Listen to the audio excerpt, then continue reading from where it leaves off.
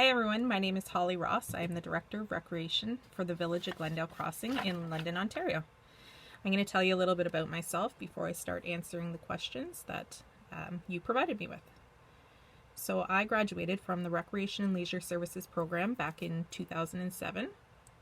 After graduating, I worked at Shadow Gardens Nursing Home, the Quanah Senior Center, and then Parkwood as a TRA, which is a therapeutic recreation aide.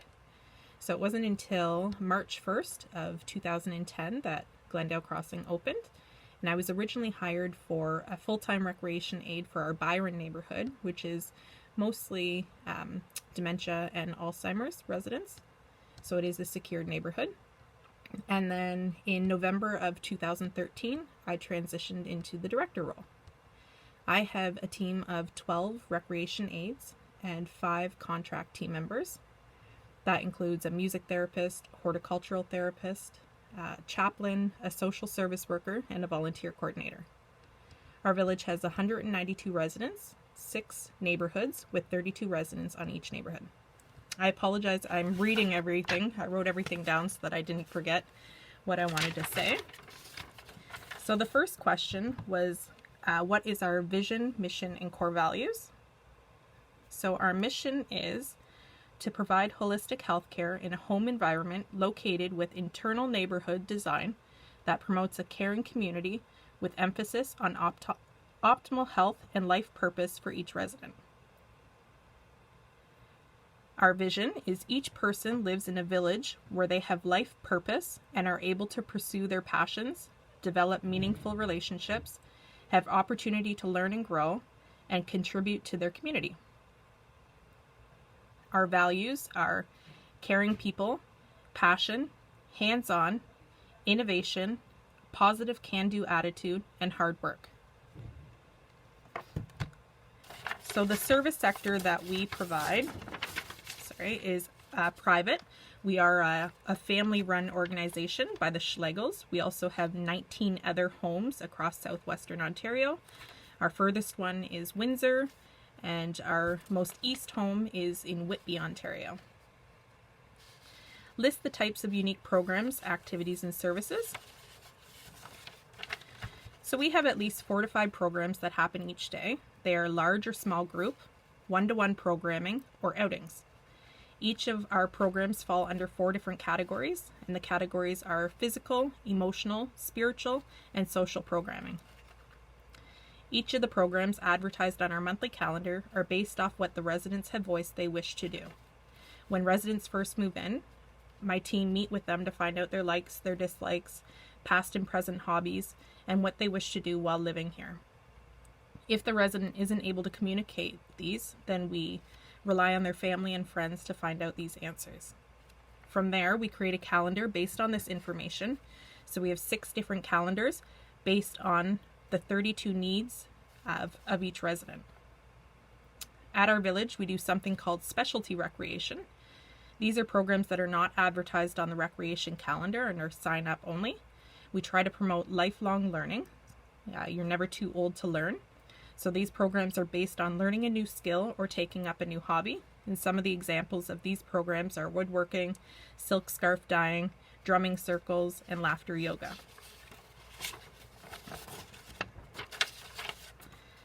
Question number 4 is, how does your organization fund its services?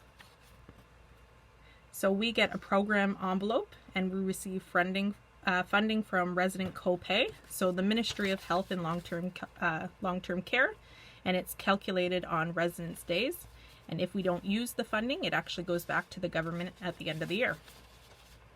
Number 5, name the single greatest risk management issue your organization faces. Is it financial, environmental, physical, or another risk of some kind? And how is this proactively dealt with?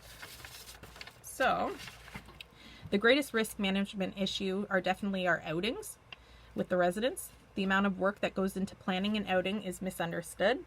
The team have to plan the outing, call the location to ensure they are accessible, find out costs, book transportation, advertise on the calendar, create sign-up sheets, call the residents' power of attorneys, gather residents' emergency information, assess risk factors, have their medicine administered before leaving by the registered practical nurse, pack supplies, gather residents, proper outerwear. Then we have to load and unload the bus, attend the program.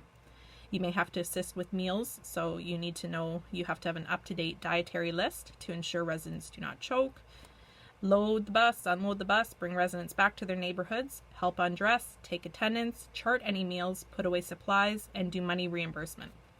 So the average outing takes up to 4 hours of background work, and that's not even including the outing itself. So all my team members are trained on bus safety. They have their first aid and CPR. They're trained in lifts and transfers. Unfortunately, things happen that are out of our control. So some situations that have happened while on outings in the past 8 years, one of our buses got into an accident and one of our residents was not properly buckled in. We had a resident walk away from an outing to our Fleetway bowling. So they were gone over 3 hours and luckily were found unharmed downtown. So she had walked quite a distance. One time, one of our residents got into a fight at White Oaks Mall and pushed a Walmart greeter. So honestly, anything possible can happen. You just have to do your best to ensure you're organized and have all your homework done and background work done prior to your outing and try to eliminate any of these risks. Number 6, which specific hard and soft skills could a recreation student on placement or employment with your organization hope to develop? So some hard skills, I would say you'd have to be organized, motivated, a team player, know how to program, plan, facilitate, and evaluate programs. Some soft skills, you'd have to be compassionate, kind, you need to know your residents, your heart has to be in the right place. People don't work in healthcare to get rich. Most people do it because they want to make an impacting difference in people's lives. So number 7, what kind of student might enjoy a placement working here? List the skills, traits, values, or outlook on life you feel are required to work at our organization. So our organization promotes a social model of care. We want to move away from the old institutional way of providing care. So we promote a culture where residents come here to live instead of coming here to die. We want their quality of life to be the best possible for their remaining years. We are looking for students and team members that have this same outlook. We want our team to be on board with the culture change movement. And the last question, identify any current issues or foreseeable trends that may be impacting your agency, organization at this time. What will the impact be over the next 5 years? So current issues and foreseeable trends that I've noticed in my 11 years of working in the field are younger and younger populations coming into long-term care. A lot of the younger population include residents with mental health. In the last 5 years or so, they closed the facility on Highbury and moved to a brand new facility near Parkwood, but unfortunately they lost a number of beds in that transition, and now those individuals are either living in the community or they've transitioned into long-term care. This can be challenging because residents with mental health need a lot of assistance and can eat up a lot of your time for their needs. I have only one team member per 32 residents on each of the 6 neighborhoods, so it can make it hard to meet everyone's needs. Everyone's needs while helping assist with these individuals. It has definitely been a learning experience. So some things that we have done, we've brought in education facilitators who primarily focus in mental health to come in and help support our team so that they can provide the best care possible for these individuals. Another trend is the baby boomers are starting to make their way to long-term care. And this is a different generation. These guys don't like the older music or the older programs geared to the older senior population. We've had to program plan based on their wants and their needs. So what we do here is I have a younger adults club. We've brought in younger bands. I've booked younger entertainment. We go out to the movies and see all the new releases. And on March 11th, we actually took a busload of our younger adults and we went to the Budweiser Garden to go watch the WWE Raw, which was a lot of fun. So any programs are possible. You just have to find out your residents' needs and get to know your residents so that you can provide them with the best care that they deserve. I think I answered all those questions. I would have liked to come in and speak to you guys. However, by the time you guys see this, I'm actually on vacation. So I just want to say thank you very much for inviting me in to come talk. Maybe next time I'll actually be able to come in and meet you guys. Yeah. All the best of luck in the remaining of the year, and say hi to Jeff Sadler for me.